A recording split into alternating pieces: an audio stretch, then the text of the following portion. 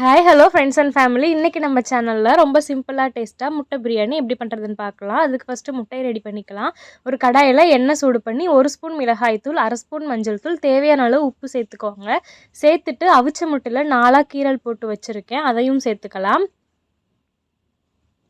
சேர்த்துட்டு லோ ஃப்ளேமில் வச்சு நல்லா கிளறி விட்டுக்கோங்க. மசாலாவுடைய பச்சை வாசனை போகிற வரைக்கும் நல்லா கிளறி விட்டுக்கோங்க. 2 நிமிஷத்துக்கு அப்புறம் ஃப்ளேம் ஆஃப் பண்ணிடுங்க.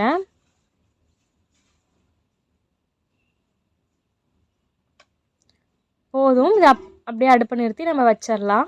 இப்போ பிரியாணி செய்கிறதுக்கு ஒரு குக்கரில் 2 ஸ்பூன் அளவுக்கு நெய், 1 ஸ்பூன் அளவுக்கு எண்ணெய் சூடு பண்ணிக்கோங்க. உங்கள்கிட்ட நெய் இல்லைன்னா எண்ணெய் மட்டுமே சேர்த்துக்கோங்க, நல்லா தான் இருக்கும். அப்புறம் இதில் ஸ்பைசஸ் சேர்த்துக்கலாம். பிரியாணி இலை, பட்டை, கிராம்பு, அன்னாசி பூ நான் சேர்த்துருக்கேன். அப்புறம் ஒரு பெரிய வெங்காயத்தை நல்லா ஸ்லைஸ் பண்ணி வச்சுருக்கேன், அதையும் சேர்த்துட்டு 2 பச்சை மிளகாய் இதில் சேர்த்துக்கலாம். வெங்காயம் நல்லா பொன்னிறமாக வர வரைக்கும் வறுத்து விட்டுக்கலாம்.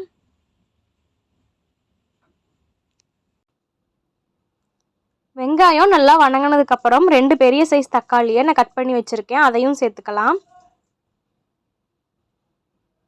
சேர்த்துட்டு இது எல்லாமே வணங்கி நல்லா தொக்கு மாதிரி வரணும், அது வரைக்கும் வெயிட் பண்ணிக்கோங்க. வெங்காயம் தக்காளி நல்லா தொக்கு மாதிரி வந்ததுக்கப்புறம் இதில் 2 ஸ்பூன் அளவுக்கு இஞ்சி பூண்டு பேஸ்ட் சேர்த்துக்கோங்க. இஞ்சி பூண்டோட பச்சை வாசனை போகிற வரைக்கும் நல்லா கிளறி விட்டுக்கோங்க. தண்ணி சேர்க்காம பச்சை வாசனை போகிற வரைக்கும் நல்லா வணக்கி விட்டுக்கோங்க. அப்புறம் இதில் ஒரு கைப்பிடி அளவுக்கு புதினா இலை சேர்த்துக்கோங்க. அப்புறம் கொஞ்சமாக கொத்தமல்லி இலையும் சேர்த்துக்கோங்க. சேர்த்துட்டு இது நல்லா சுருங்கி வர வரைக்கும் கிளறி விட்டுக்கோங்க. இப்போ இதில் 1 ஸ்பூன் அளவுக்கு வீட்டிலே ரெடி பண்ண பிரியாணி மசாலா, இதனுடைய லிங்க் நான் டிஸ்கிரிப்ஷனில் கொடுக்குறேன், செக் பண்ணி பாருங்கள். நம்ம சேனலில் இருக்குது. 1 ஸ்பூன் அளவுக்கு மிளகாய்த்தூள், ரெசிபிக்கு தேவையான அளவு உப்பு சேர்த்துக்கோங்க. இது மட்டுமே போதும், வேறு எந்த தேவையில்லாத மசாலாவும் தேவையில்லை. இந்த மசாலாவுடைய பச்சை வாசனை போனதுக்கு அப்புறமேட்டு இதில் 1/2 கப் அளவுக்கு தயிர் சேர்த்துக்கோங்க. சேர்த்துட்டு ஒரு 2 நிமிஷம் கிளறி விட்டுக்கோங்க. அப்புறம் இதில் 1 கப் அளவுக்கு நான் பாஸ்மதி அரிசியை 1/2 மணி நேரத்துக்கு முன்னாடியே ஊற வச்சு ரெடி பண்ணி வச்சுருக்கேன்.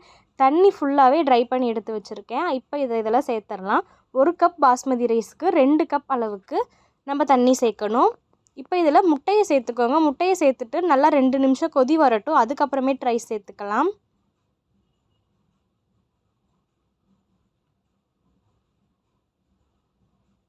இப்போ முட்டையை சேர்த்து நல்லா கொதி வந்துருச்சு. இப்போ ரைஸ் சேர்த்துக்கலாம்.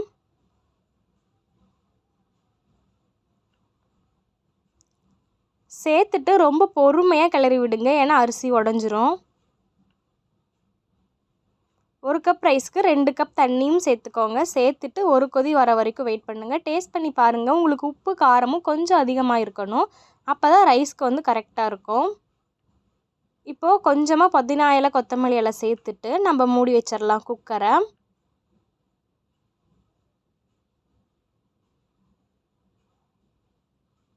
குக்கர் மூடி வச்சுட்டு லோ ஃப்ளேமில் வச்சு 1 விசில் வர வரைக்கும் வெயிட் பண்ணுங்கள்.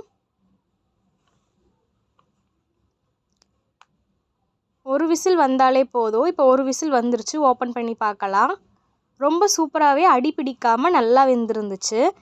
அவ்வளோதான், நம்மளுடைய சிம்பிளாக டேஸ்டியாக முட்டை பிரியாணி ரெடி ஆயிடுச்சு. இந்த வீடியோ உங்களுக்கு பிடிச்சிருந்துச்சுன்னா மறக்காமல் மௌனி மீடியா சேனலை சப்ஸ்கிரைப் பண்ணிக்கோங்க. உங்கள் ஃப்ரெண்ட்ஸ் அண்ட் ஃபேமிலியோடு ஷேர் பண்ணிக்கோங்க. நெக்ஸ்ட் வீடியோவில் சந்திக்கிறேன். டாட்டா பாய்.